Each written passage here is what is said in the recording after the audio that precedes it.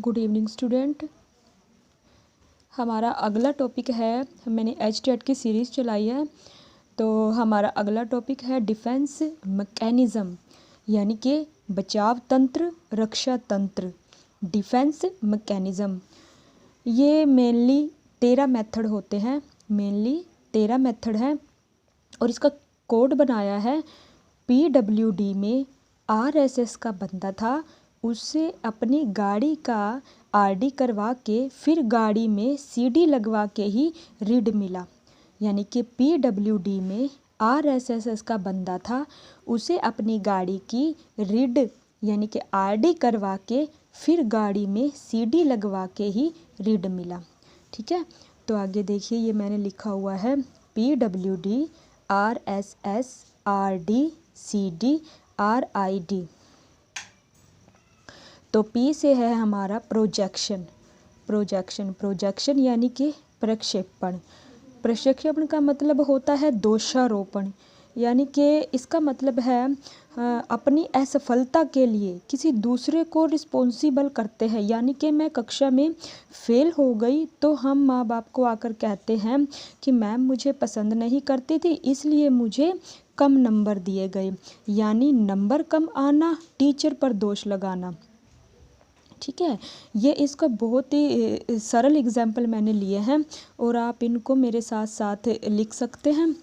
ठीक है, यानी कि प्रोजेक्शन आप याद रखोगे, प्रोजेक्शन होती है दोषारोपण, यानी कि अपनी असफलता किसी और पे, यानी कि मान लीजिए आप कोई टेट की तैयारी कर रहे हैं, किसी की तैयारी कर रहे हैं, कोई भी चीज़ लगा लीजिए आप किसी का, आप मतलब कि किसी बंदे पर आप डालते भी उसने तो मेरा सपोर्ट नहीं किया इसलिए मैं फ़ेल हो गई, या उसने मेरा ये काम नहीं किया इसलिए मैं असफल हो गई। ठीक है, तो यानी प्रोजेक्शन होता है दोषारोपण, जब हम अपनी असफलता के लिए किसी पर्सन को जिम्मेदार ठहराते हैं। आगे है हमारा विदड्रॉल। विदड्रॉल है पलायन।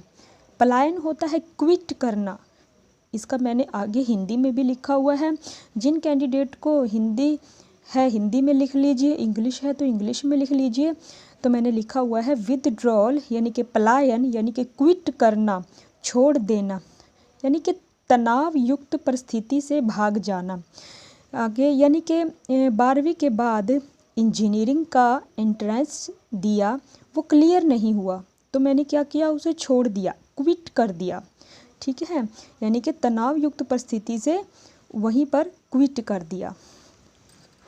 नेक्स्ट है हमारा डे ड्रीमिंग। डे ड्रीमिंग है दिवा स्वप्न, दिन में सपने देखना।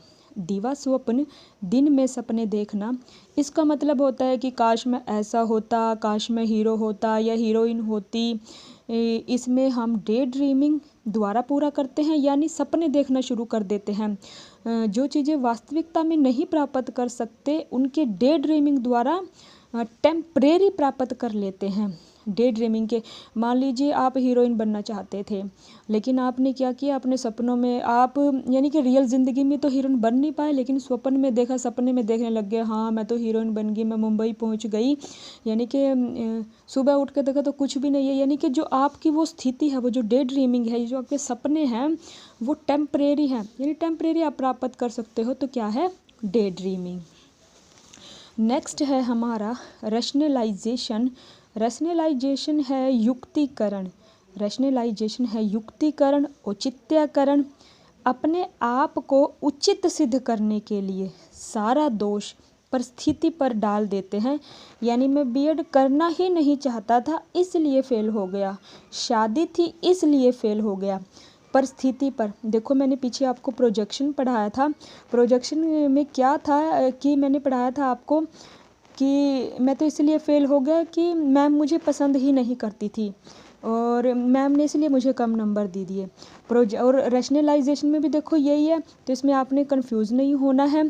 प्रोजेक्शन और रैशनलाइजेशन में एक बात कॉमन है, प्रोजेक्शन में तो व्यक्ति पर दोष डालना है, व्यक्ति पर, कि मैं इसलिए असफल हो गया, मैम मुझे पसंद नहीं, मैम की यानी पर्सन की बात हो रही है। अगर रैशनलाइजेशन आए तो परिस्थिति पर दोष है, यानी कि परिस्थिति पर, यानी कि शादी थी, वो परिस्थितियाँ तो हैं, शादी थी इसलिए फेल हो गया, तो रैशनलाइजेशन। इन दोनों में अब आप कंफ्यूज नहीं होगे, तो इन दोनों को अच्छी तरह कीजिए। नेक्स्ट है हमारा सब्लिमेशन। सब्लिमेशन क्या है? उदात्तीकरण, एक्स्ट्रा एनर्जी। सब्लिमेशन क्या है? एक्स्ट्रा एनर्जी यानी नेगेटिव एनर्जी को उपयोग कार्यों में लगाना। जैसे वाल्मीकि जी चोर थे, लेकिन ऐसा क्या हुआ कि उन्होंने चोर से संत की ओर बढ़ना यानी कि रामायण लिख दी। ठीक है, इसका सब्लिमेशन का बेस्ट एग्जाम्पल एक ये भी है, जो मिल्खा सिंह थे उनमें बहुत गुस्सा था तो जो मतलब कि उन्होंने अपनी एनर्जी का इस्तेमाल किया और रनिंग करने लग गए।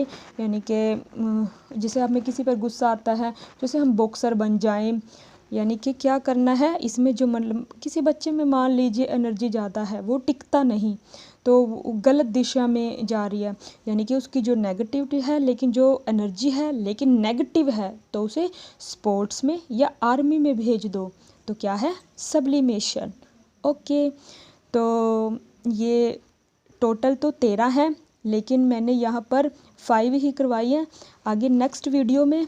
तो इसलिए आप मेरे चैनल को लाइक कीजिए, सब्सक्राइब कीजिए, और अगर आपको मेरा पढ़ाया हुआ ठीक लगता है तो फीडबैक ज़रूर दीजिए। Okay, thank you, bye.